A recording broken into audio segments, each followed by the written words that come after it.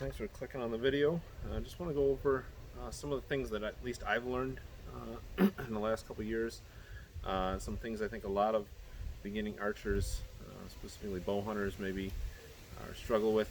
One of the things that I really learned quickly was my grip. After that string slaps you in the forearm so many times, you got to try and figure something out.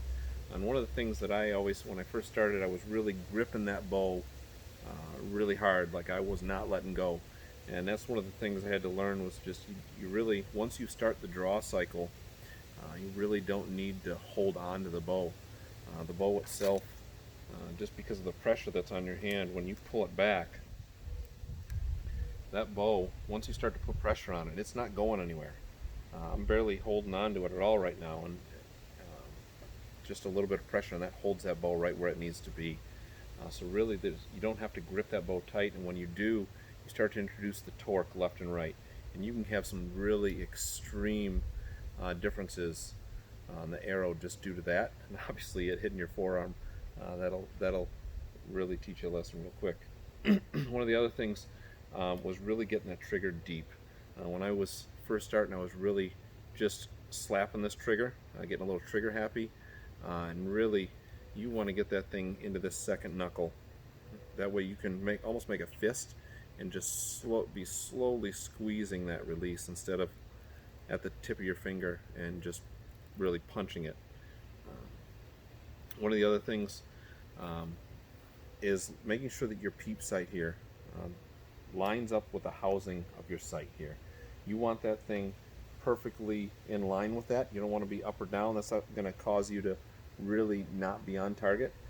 So that sight, your peep sight, you really want to have that circle fit the housing of your sight.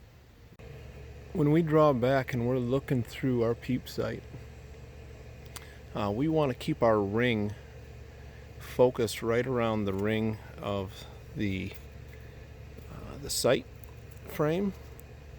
So we want to keep it looking like this when we're looking through that peep sight.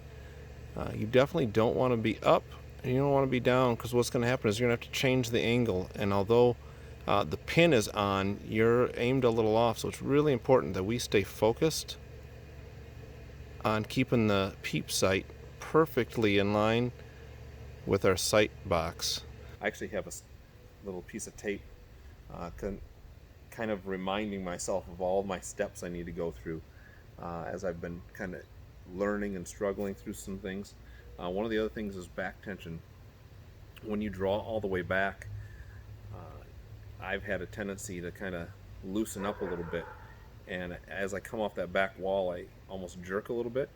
So keeping constant back tension. And one way I'd heard was that you want to picture a tennis ball between your shoulder blades that you're just trying to hold there. So it's not necessarily that you're pulling hard all the time, but just keeping that tension, and picture a tennis ball between your shoulder blades. And then just a slow trigger squeeze. Like I said, you don't want to be punching that thing, you just want to be slowly pulling back on that.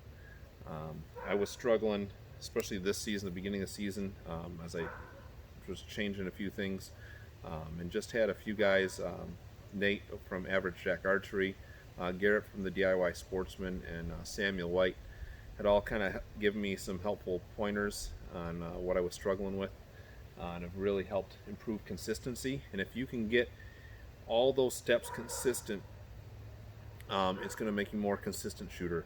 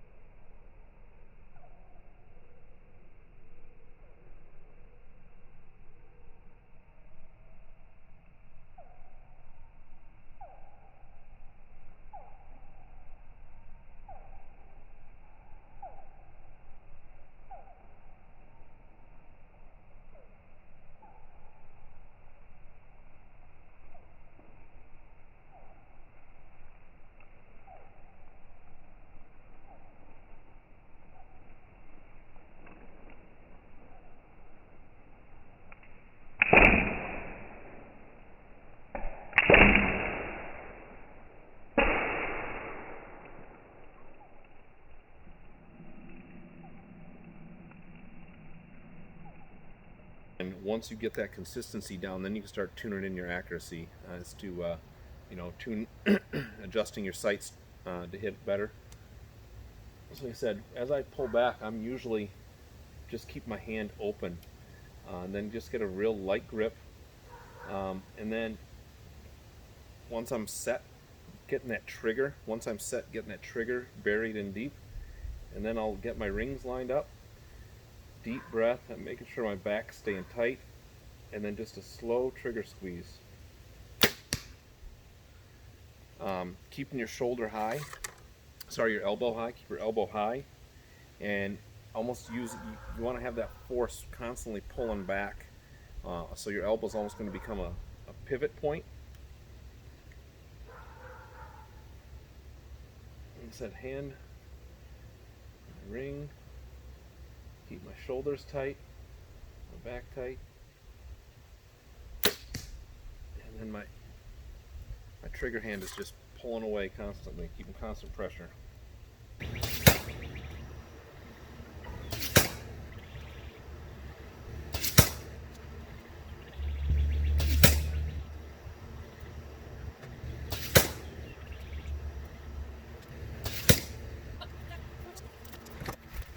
So by following all those steps and keeping real consistent, trying to keep all those little steps in a row and make sure I'm anchoring and pulling that trigger the same and keeping back tension, really improved my accuracy and consistency.